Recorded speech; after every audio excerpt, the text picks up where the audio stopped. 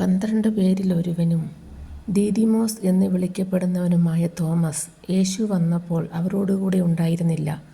അതുകൊണ്ട് മറ്റേ ശിഷ്യന്മാർ അവനോട് പറഞ്ഞു, ഞങ്ങൾ കർത്താവിനെ കണ്ടു.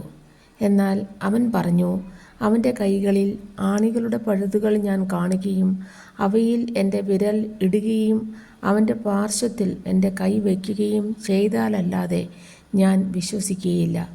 8 ദിവസങ്ങൾക്കു ശേഷം വീണ്ടും അവൻ്റെ ശിഷ്യന്മാർ വീട്ടിലായിരുന്നപ്പോൾ തോമസും അവരോടുകൂടി ഉണ്ടായിരുന്നു. വാതിലുകൾ അടച്ചിരുന്നു. യേശു വന്ന് അവരുടെ മധ്യത്തിൽ നിന്നുകൊണ്ട് പറഞ്ഞു, നിങ്ങൾക്ക് സമാധാനം. അവൻ തോമസിനോട് പറഞ്ഞു, നിന്റെ വിരൽ ഇവിടെ കൊണ്ടുവരിക, എൻ്റെ കൈകൾ കാണുക. നിന്റെ കൈ നീട്ടി എൻ്റെ പാർശ്വത്തിൽ വയ്ക്കുക. അവിശ്വാസിയാകാതെ വിശ്വാസിയായിരിക്കുക. തോമസ് പറഞ്ഞു, എൻ്റെ കർത്താവേ, എൻ്റെ ദൈവമേ. യേശു അവരോട് പറഞ്ഞു, നീ എന്നെ കണ്ടതുകൊണ്ട് വിശ്വസിച്ചു.